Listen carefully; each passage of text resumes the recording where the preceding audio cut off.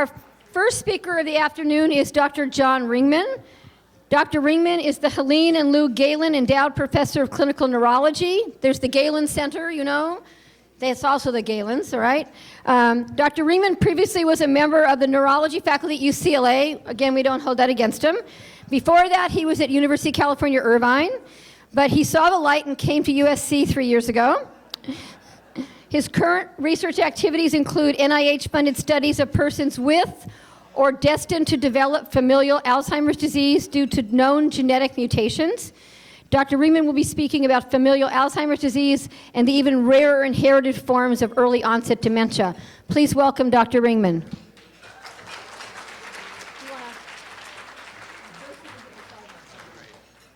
Is the microphone here I gotta wear? Hello? Yeah, I'll use it.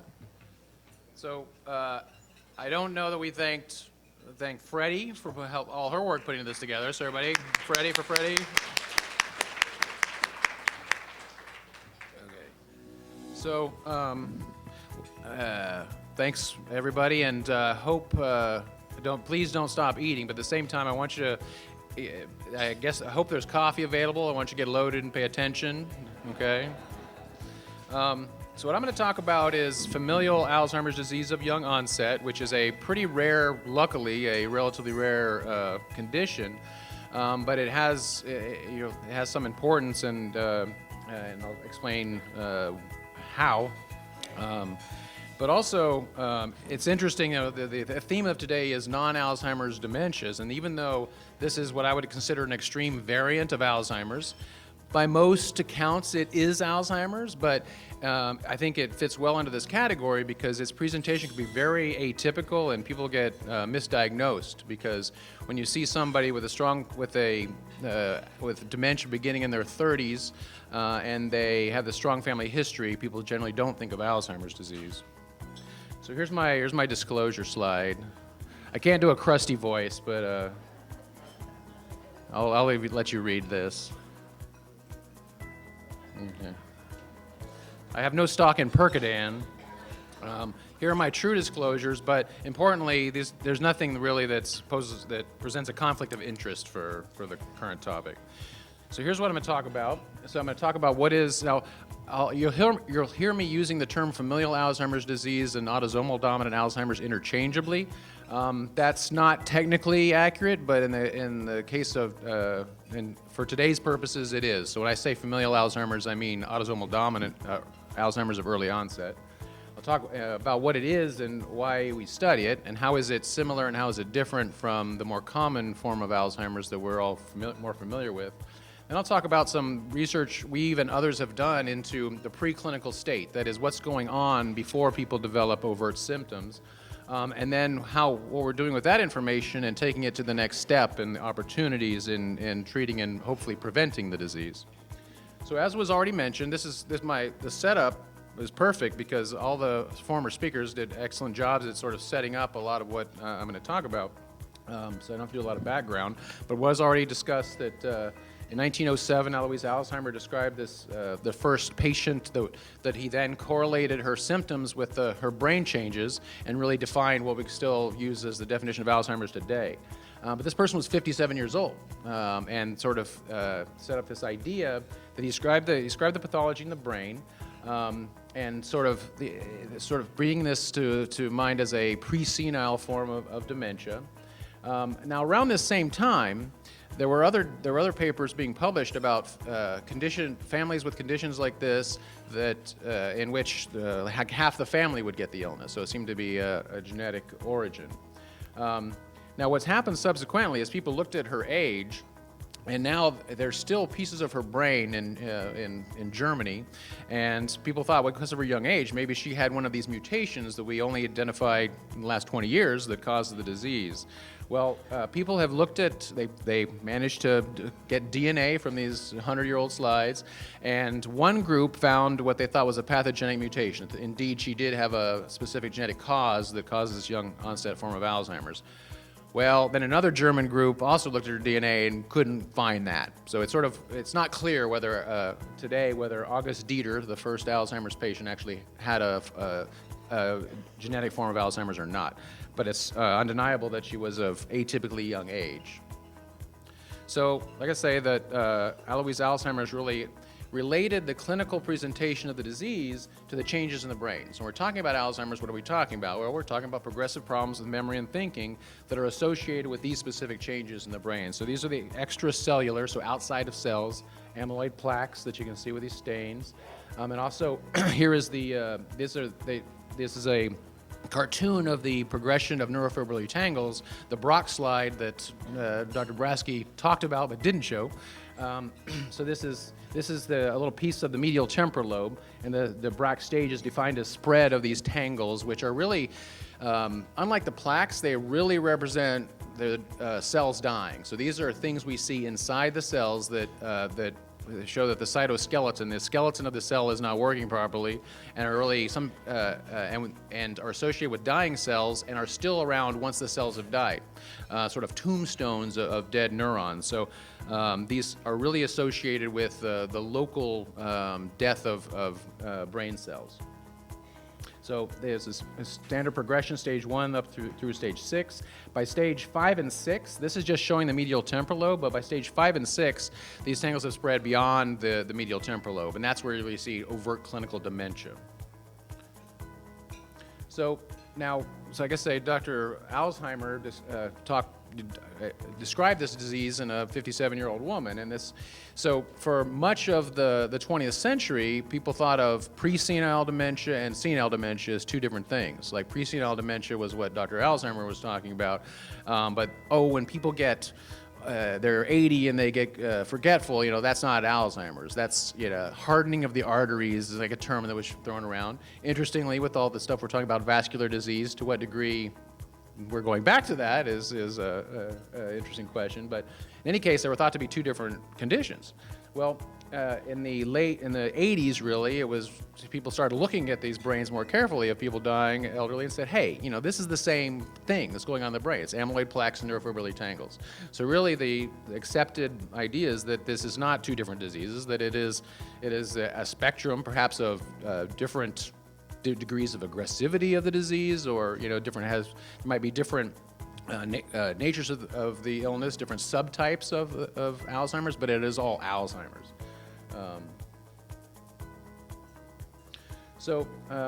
Also, as early as 1988, it was identified that, as Dr. Brasky referred to, that if you look at there are a certain number of people that if you look, they had no history of any cognitive problems. They were doing fine and then got hit by a car, and you did an autopsy and they had Alzheimer's pathology in their brain. So there's sometimes you see these changes, the amyloid plaques appearing without any cognitive symptoms. So, and as she said, if you look at, depending on the study you look at, if you look at people who are, in at least one study, people who are over 65 years of age, if you did amyloid scans, which we now have available, that about 22% of cognitively normal people have positive scans. So this is thought to be, represent the changes occurring in the brain prior to people getting symptoms. Yes, it is possible that people with amyloid positivity, if they have healthy lifestyles or do what they need to do, that they may not actually develop progressive dementia. We don't know.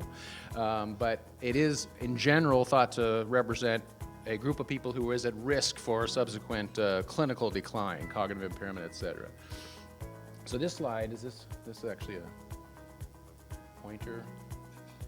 Yeah, so here's some curves. So what this is sort of a meta-analysis in which what they've done is, this is, if you look at the solid line represents, if you looked at people of these various ages, at their brains after they've died, you see that, that they have a prevalence of amyloid plaques at autopsy that, approaches 60% by in the 80s.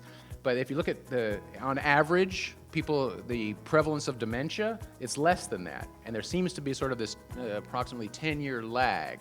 I mean, this is looking at a group of population-based studies, but it does suggest that more people have plaques in their brain than are demented at any given time. Now, so what my research has been focused on, research and clinical experience now, is this rare form of Alzheimer's, the so-called autosomal dominant Alzheimer's of early onset. Now, a small number of cases, and that exact number, you'll see different things in the literature, but I think it's about 1% or less of people who have Alzheimer's due to Alzheimer's of young onset due to mutations in one of these three genes. So as I said, that in these families were known to exist, since for 100 years. But it was only in the 90s that we had the molecular techniques to do the linkage studies and identify the underlying mutations. So in probably a 4 to 5 year period in the early 90s, lots of publications came out identifying these three genes. Amyloid precursor protein, presenilin-1 and presenilin-2, that when mutated, in certain mutations in these genes cause this young onset form of the disease, which is pretty aggressive and can have some atypical features, but the age of onset tends to be between the 30s and 50s. Now, this has really sort of opened up a lot of avenues of research into Alzheimer's, because it was realized by looking at what the mutations that cause the disease, what these mutations do with regards to the protein function, it really started to give us ideas about what's going on with the pathophysiology of the disease, what causes the disease. So what it was realized is that the mutations that cause the disease in these three genes, all of them affect the processing of this protein, amyloid precursor protein. So amyloid precursor protein is a 700 or so amino acid long protein that you produce in your brain. It gets cut up into different ways, and it was shown that the mutations that cause the disease all tend to cut it up in a specific way. That is, favor the A beta 42 version of this protein being created. Now these observations, along with the fact that lo and behold, this is the protein that forms the plaques, and also the additional observation that in people with Down syndrome, so people who have Down syndrome, that they live to be in their 50s, essentially all of them will have Alzheimer's pathology in their brain, and many of them will have an associated behavioral syndrome develop. Now, in Down syndrome, you have triplication of chromosome 21, which is also where the APP gene lives. So people with Down syndrome get Alzheimer's because they're making too much APP2. So it's really this. All these observations led to this prevailing amyloid hypothesis. That is, that it's something fundamental about how amyloid is processed that causes or triggers the disease.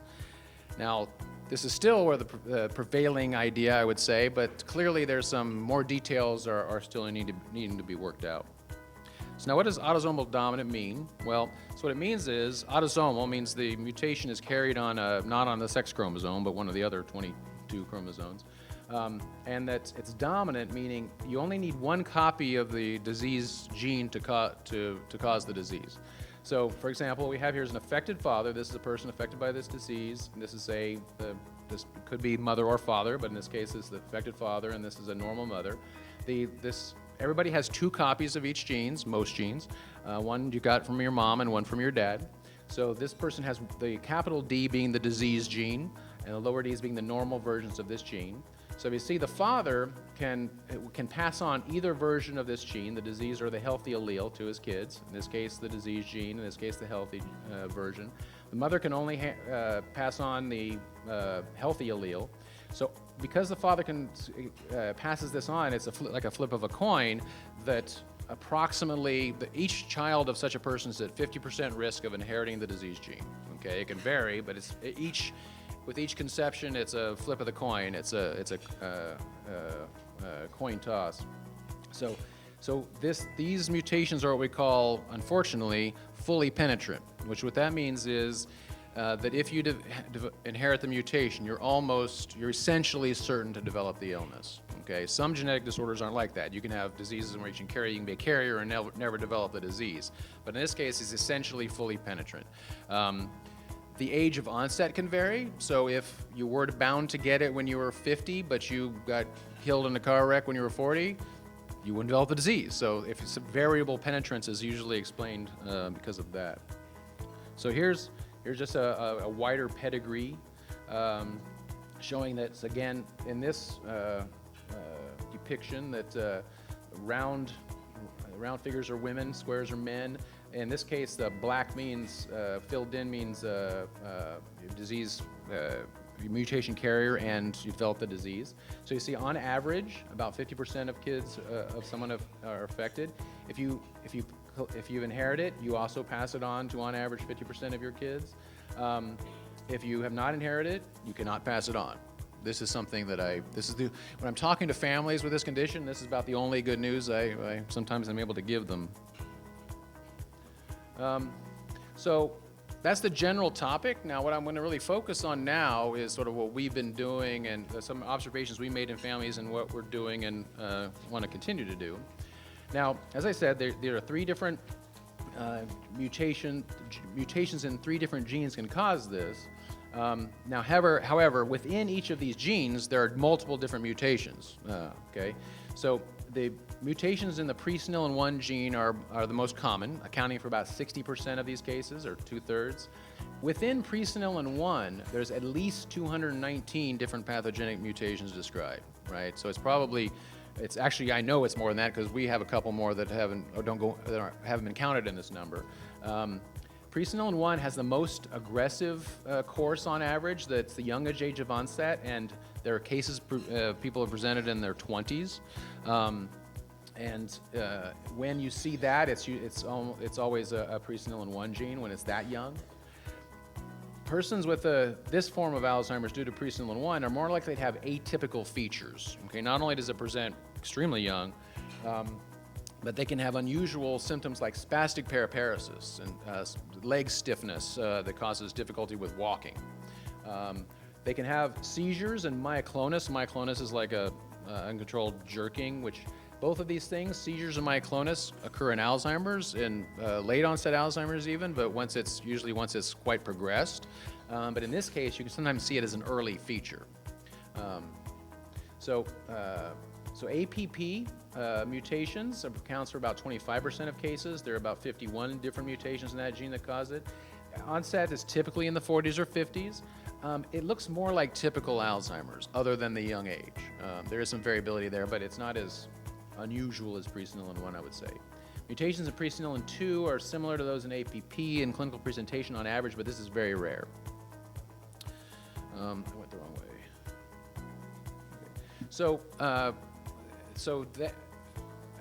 In 1999, I was working at UC Irvine in the neurology clinic there, the county clinic, the de facto county clinic in Orange County. There was not really a county system.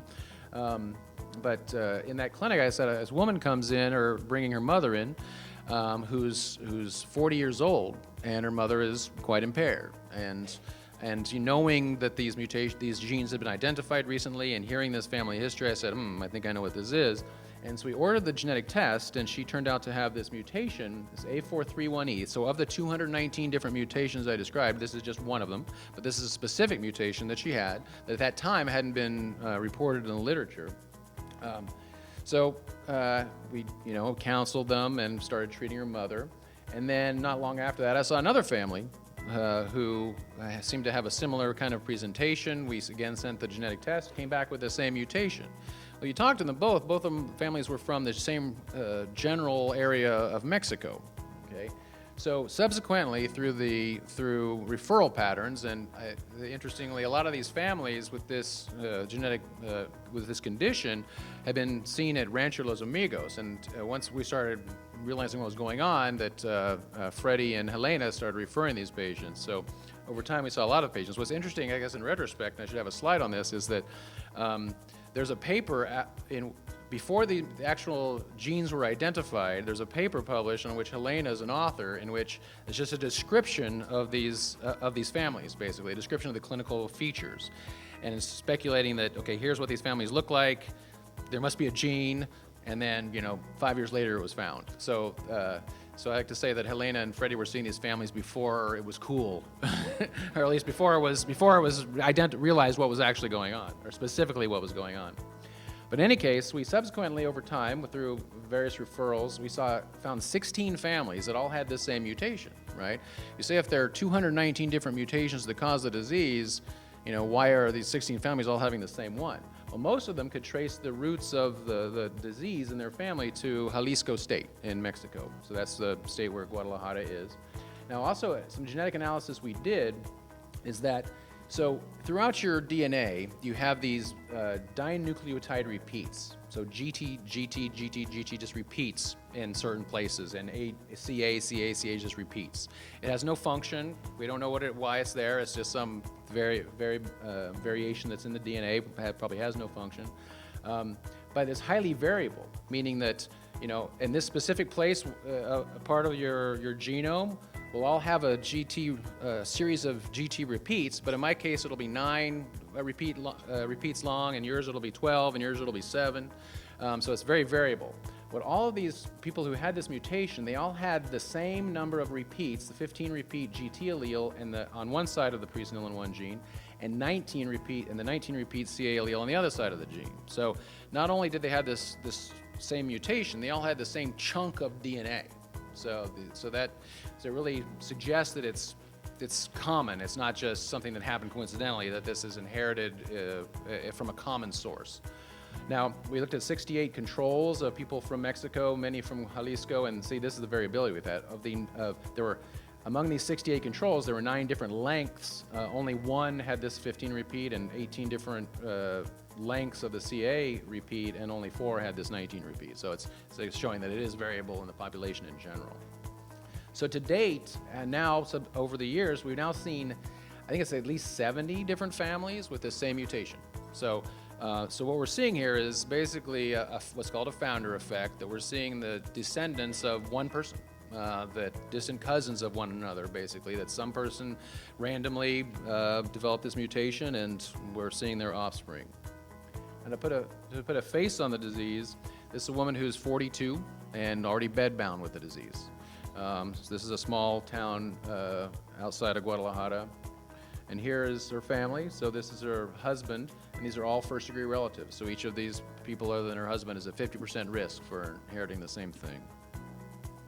So folks in Mexico actually first published this finding in 9 families, and then we followed up with this with, I think, 15. Is it 15? Yeah, 15 families. So here's from their paper, the Mexican geneticist. From their paper, these are the villages or towns from which their families arose in the Los Altos region of Jalisco. So what else comes from the Los Altos regions of Jalisco? Right. Not only tequilas, but the best tequilas. So like Cuervo and whatnot's over here. Anyway, so anyway, that's an aside, a fringe benefit of my work. Questions?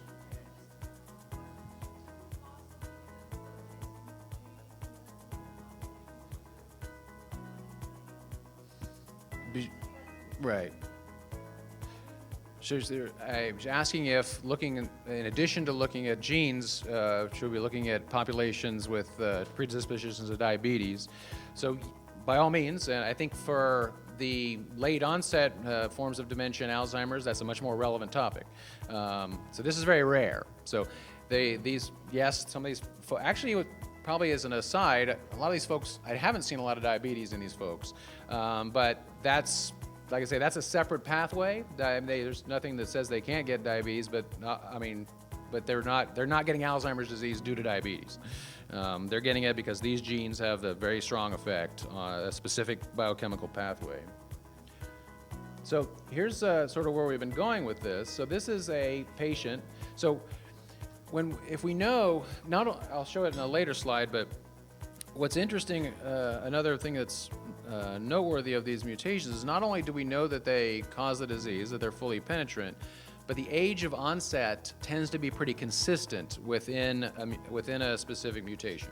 So for example, if you look across presenilin 1 and APP mutation, you'll have some mutations cause age onset around 30, others will be around even 60. But within a mutation, the age of onset tends to be pretty consistent.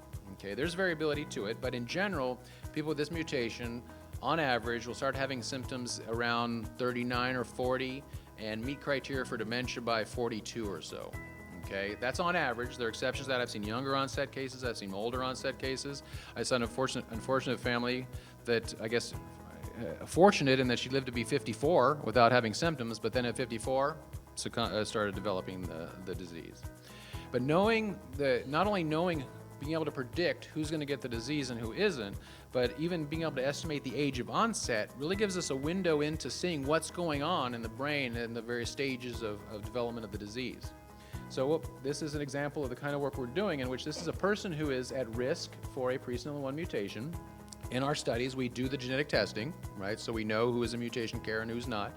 It's not an amyloid scan and it's not a tau scan. Let's call this this particular tracer identifies both plaque pathology and neurofibrillary tangle pathology. So what we're seeing, I'll just say that this is a normal scan, right? She's 13 years prior to the age 13 years prior to the age at which her parent developed dementia. Okay, this is a normal scan. What you're seeing here in green is background noise. But this is 6 years later, boom, she's developed these changes of the brain. And this is, like I say, this is a combination of amyloid and neurofibrillary tangle pathology, probably. So other things we've been doing is looking at biochemical changes in the cerebrospinal fluid. So subjects participating in our studies, they consent to, many of them, consent to undergo lumbar punctures, and we measure the different chemicals that are in the cerebrospinal fluid. What you see here, this is the A-beta 42 level in the CSF. Normal is around 600, okay?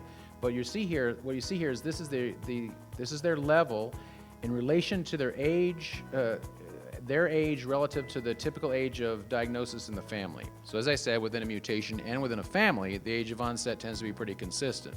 So if someone's 39 in a family that gets it at 40, they're closer to developing the illness than someone who's 39 in a family that gets it at 50. So what we've done here is sort of normalized their age for that age of anticipated symptom onset. So if it's a cross-sectional study, and what you see is this is the A-beta 42 levels. This has been shown in late onset Alzheimer's as well, that A-beta 42 levels decrease as the pathology develops in the brain. Now, why is that? We said that amyloid plaques are developing in the brain. Well, what's probably going on, and there's now good evidence for this, is that there's this shift in equilibrium, that as the amyloid gets deposited in the brain, it's coming from the CSF, or it's at least a shift in equilibrium such that less is in the CSF because it's in the brain. So this is the kind of window into the pathology that this offers us, so we can sort of start understanding chemically what's going on. And also, as Dr. Brasky referred to, this is tau levels. So tau is a molecule that you can measure in the cerebrospinal fluid. There's total tau and p-tau. There's different subtypes of tau. Total tau is basically a measure of brain cell death. So, for example, if you get hit in the head with a hammer and then measure your cerebrospinal fluid CSF tau, it's going to be elevated. P-tau is more specific for Alzheimer's, but in any case, what we're also seeing is this increase in tau as people get older and approach the age of disease onset. Normal tau level being around 50 in this study. So this is the kind of window we can sort of piecing out what's happening chemically and structurally in the brains in people developing this illness.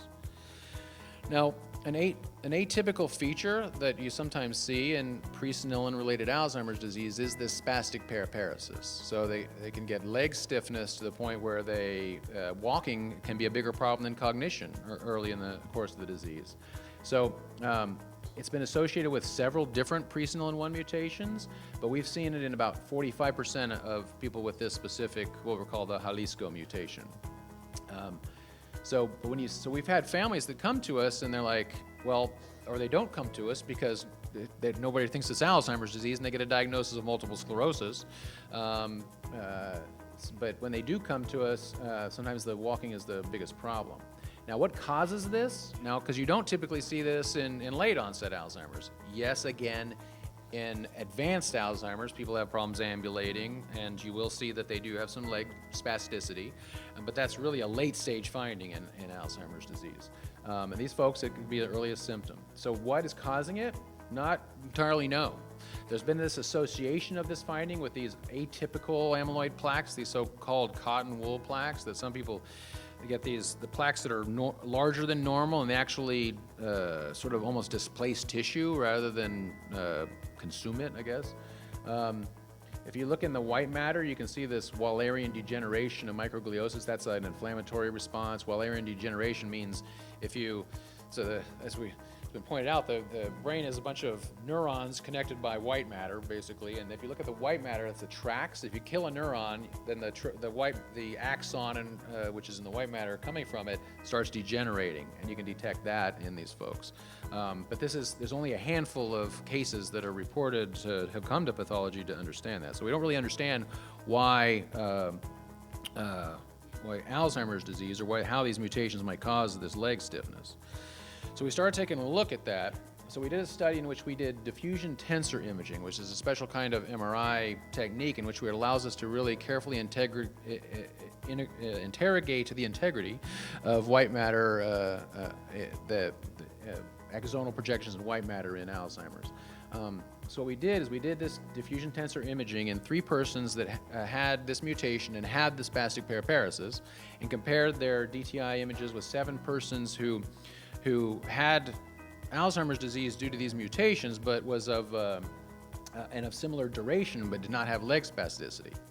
What we found was fractional anisotropy, which is just basically a measure of how organized diffusion is within the white matter. Fractional anisotropy was decreased in widespread areas of the white matter, not only in the motor tracts, but all over the brain. So these are areas, corpus callosum, and these are various areas in which the white matter was different, white matter integrity was different in the people that had spastic paraparesis relative to those who didn't. So it shows that sort of what we're looking at with the spastic paraparesis is really the tip of the iceberg of something more widespread going on in the white matter. And we're still trying to figure out what exactly that might be due to.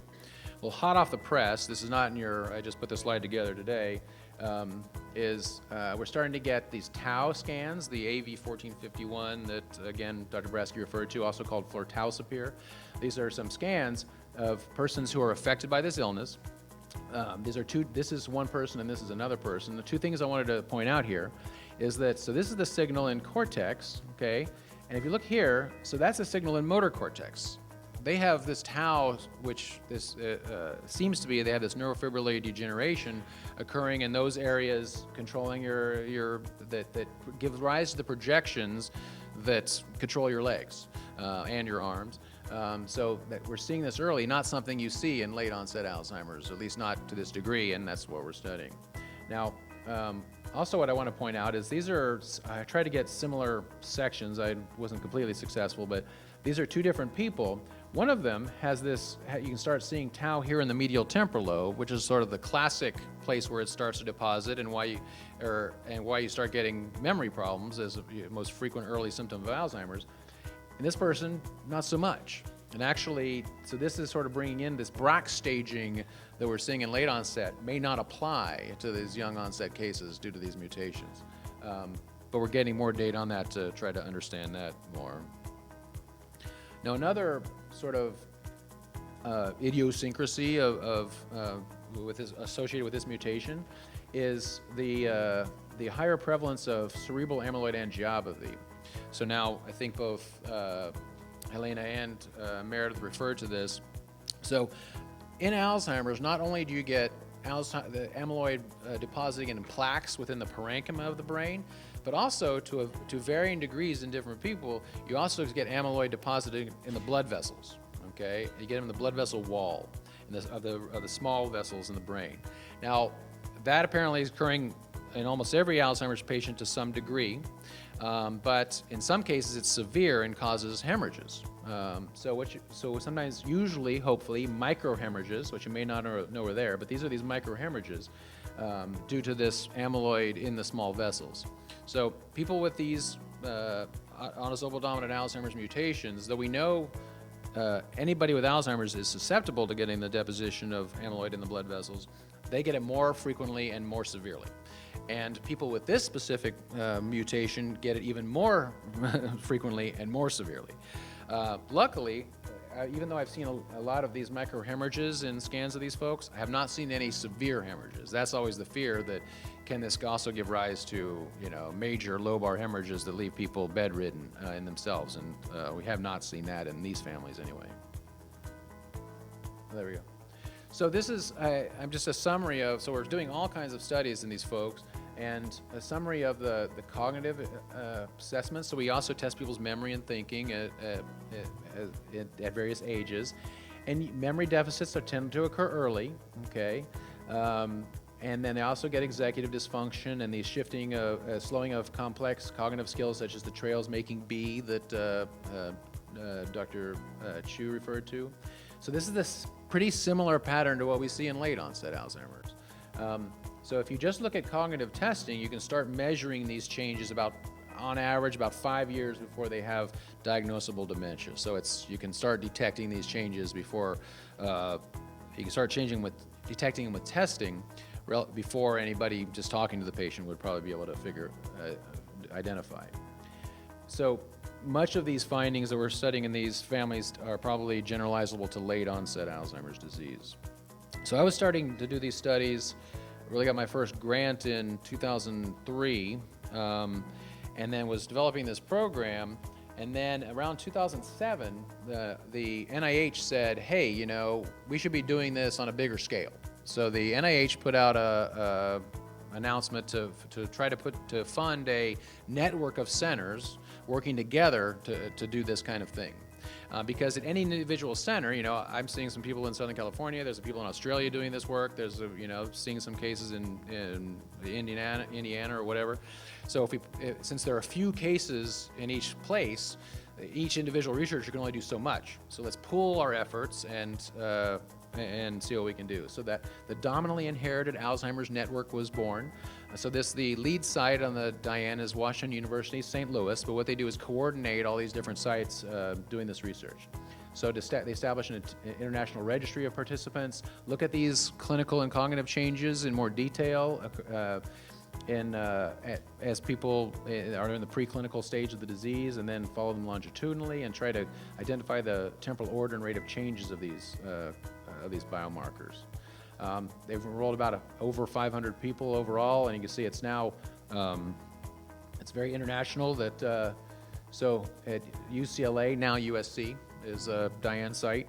The original sites were one in England and one in Australia, and then a few in the United States.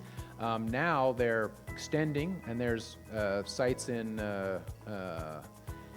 Germany that are most developed. There's talk in Italy. There's talk in Spain. I guess Japan is pretty well established. And actually, they were looking to get 2 sites for the subsequent trial going on in Mexico, but I'll talk more about that now.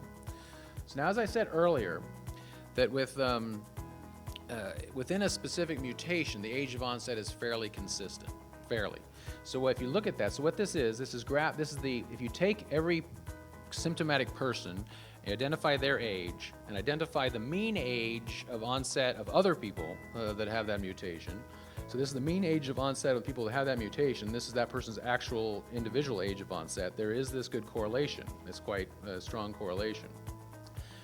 However, you can also see here there's a lot of variability. So for example, all these black dots represent one giant similar kindred to what I'm studying in Mexico. There's a big kindred with a different mutation in Colombia, the country of Colombia. So all these black lines are with the Colombian mutation. So the mean age of onset with this mutation is like 38. Okay, but if you look, some people had symptom onset less than 20 years of age, and others, made it to almost 70 without developing symptoms. So it's clearly clustered around here, but there is some variability to it. So we can't perfectly predict the age of symptom onset. But nonetheless, so this is the first paper in 2012 that came out of the DIAN in the New England Journal that really showed the temporal course, again, adjusted for your estimated year of symptom onset, the changes that you see. So the blue lines represent non-carriers, okay, and the red lines represent what carriers do. So you see the earliest changes are probably detectable by, this is PIB scanning. So the PIB scanning that Dr. Brasky referred to is you start seeing A beta deposition in the precuneus early on, like even 15 years before people are likely to start developing symptoms. Subsequent changes are the CSF tau is not on here. CSF tau is occurring, changing early, but you see that later on, memory changes are, like I say, this is right about that 5-year that I was talking about. You start seeing the cognitive changes. Glucose metabolism is changing sometime between there. Hippocampal volume, as again Dr. Brasky talked about, you might see around 5 years as well. So if you put all that together, you get this sort of sequence of biomarker changes. So I guess you see again A beta deposition first, then CSF tau. This is glucose metabolism. So, and this is the tau imaging that I showed you. What I showed you, the scans of people who were already affected by the disease. So it wasn't early. You don't see this tau deposition in the brain until people are symptomatic. So it's interesting because it's a later biomarker change, but it's also that biomarker change which is most directly relevant to the symptoms. That is just more correlated with the symptoms, I should say. So this is I got this slide from Randy Bateman, who's involved in the DIAN. So not my animations, but this is showing that this is the period in which there's really essentially you can't detect the pathology prior to 20 years, but then between 20 and 10 years you start seeing the pathology reflecting the plaques and then ultimately the tangles in the brain. So this is again the slide that Dr. Brasky showed, that the often shown Cliff-Jack curves that are the sequence of events. So there was a time when you go to Alzheimer's talks and you had to take a shot every time you saw this slide because it's shown so often. We won't do that here, but this is the same curve showing this, again, the sequence of biomarker changes, but breaking this down into different kinds of prevention. So all this is looking at how we can prevent the disease, okay? That's the holy grail for all this. You can do primary prevention, that is get in before any pathological change is occurring. You can have what's called secondary prevention, where the biochemical changes or biomarker changes are already occurring, but you don't yet have symptoms. Or you can get tertiary prevention, which isn't really prevention, it's slowing the progression, preventing the progression of the disease. So these are all things we're targeting.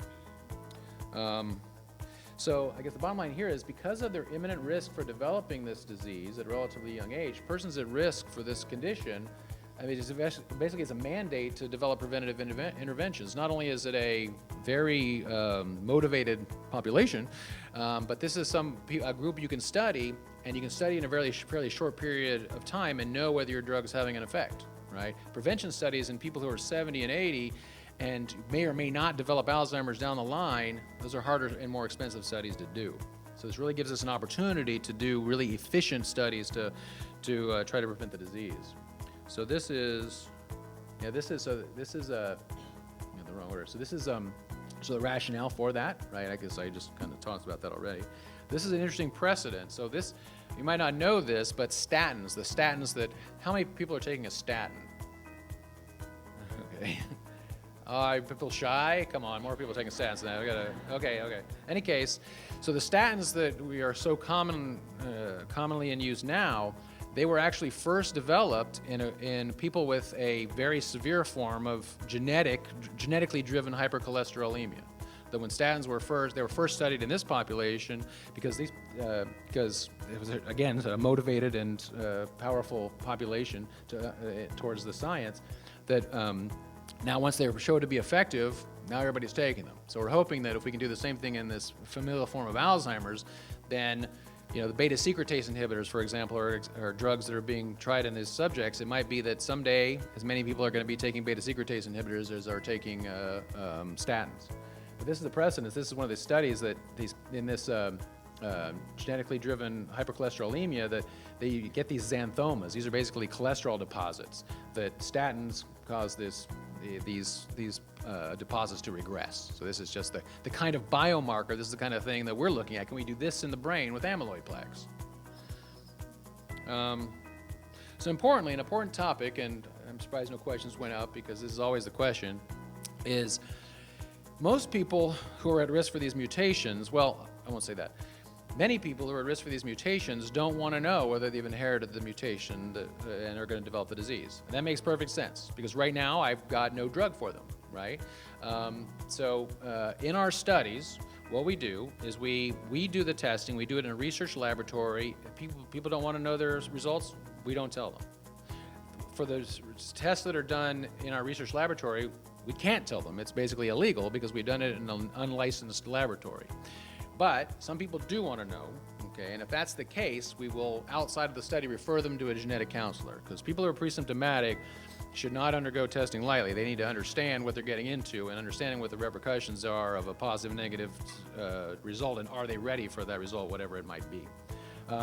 So in general, back in 2001, in one study, only about 2%, only about 10% of persons at risk for these kind of illnesses wanted to know their results. Well, we did a questionnaire study, and we asked people if there were a drug study available of a drug that might be helpful, would you undergo testing? And a much higher number is now interested in testing. It's very complex because these trials that are now being enrolled, the people entering the study, if they're at risk for a mutation, they don't know whether they have it or not. Okay, do they want to participate in a study of a drug that might help, might not, it might have undue side effects, or they might get placebo. So it's a very complex kind of issue, but it's being dealt with. Like, for example, if people come into a study, they are given the opportunity to find out their testing, knowing what the study will be involved. They may want to just get tested, and if they're negative, not participate. If they want to participate and still not know their status, then they enroll in the study. They get tested, and if they don't want to know, we don't tell them. If they're a non-carrier, they enroll and do all of the things involved in the study, but get a placebo. Those who are positive will enroll in the study and have a 75% chance of getting drug, 25% chance of getting placebo. So that's how this kind of issue is dealt with. It's not easy. It's very complicated. I'll tell you, my time is up. That's perfect. So these are various funding sources, and I'd like to thank Siete Leguas Tequila. So the reason I show this slide is because on one of our trips to Mexico, I like this tequila, so I called the distillery, and they're like, can you give tours? Like, oh yeah. And we went there, and I think they thought we were food critics or something. So they gave us a golden tour and like a free $200 bottle of tequila. So that's why I showed this slide. I feel I owe them. So here's all the various scientific collaborators again. Importantly is Helene and all the folks at USC, and my collaborators in Mexico. And also the punt, you gotta push the enrollment slide always. Okay, and then so in general, obviously you heard Dr. Chua shamelessly talk about trying to recruit for our vascular cohort study. We have multiple different studies going on at USC, different stuff. We're enrolling families like this. We're also doing more and more studies just in Latinos in general and in clinical trials of various types. So thank you.